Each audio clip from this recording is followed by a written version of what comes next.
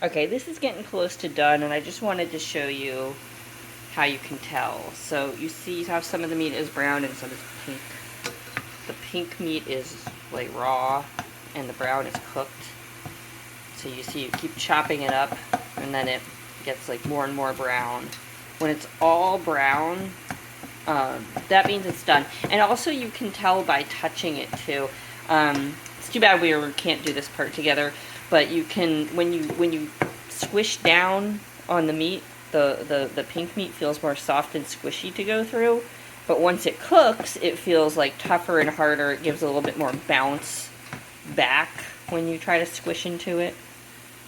You can envision yourselves cooking at a stove.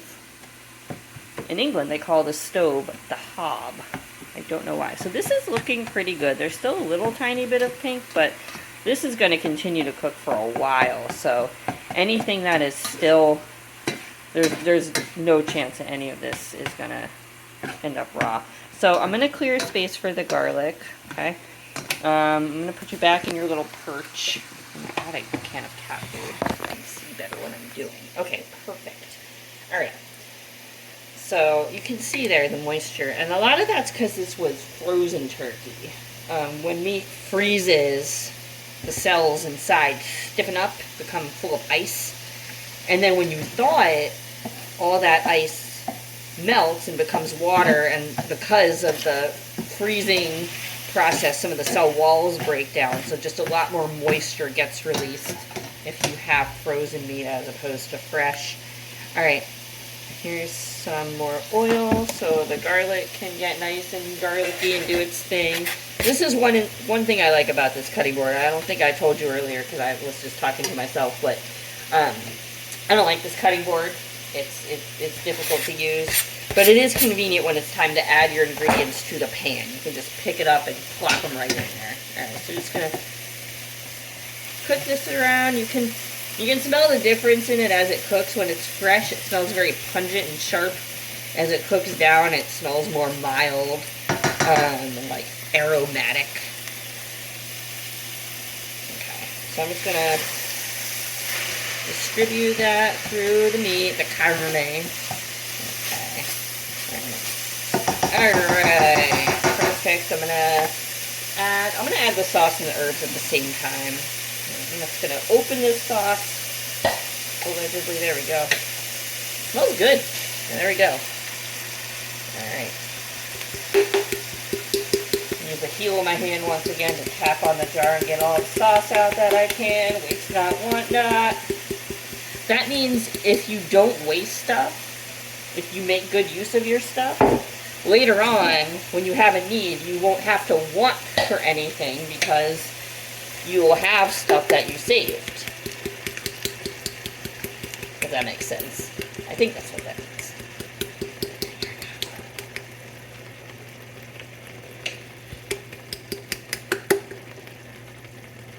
Okay, you can hear now the sizzling is pretty much stopped.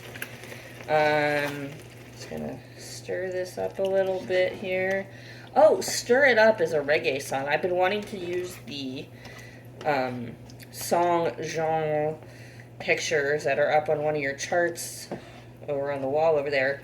But I just haven't found a good way to integrate it. So maybe we'll, as I stir it up, we'll listen to the reggae song Stir It Up. You know what I'm going to do? I'm going to add the herbs, and I'm not going to talk. We're going to be listening to that song.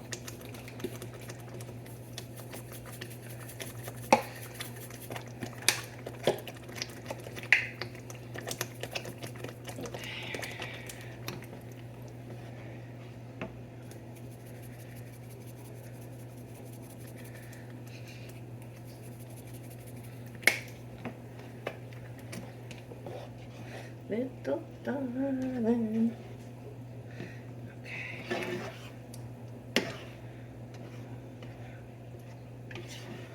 Alright.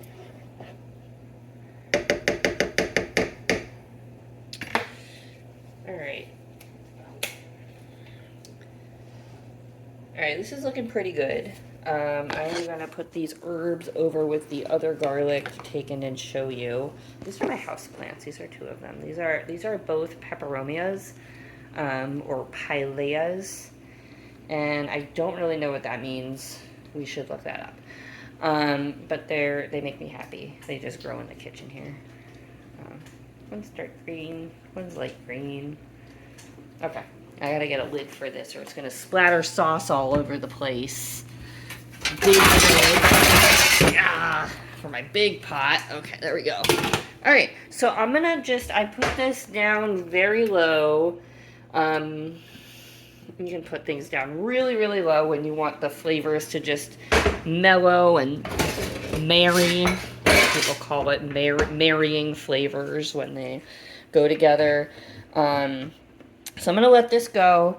I'm going to put it, I'm going to let this go maybe 20 minutes or so, 20, 30 minutes maybe. And then I'm going to put it in a container, put it in the fridge, take it to work. Yeah. And then we're going to use that in our sauce layer. So, this has been Cooking with Miss Sarah, and I gotta say, I really enjoyed doing this. All right, right on. Cook on.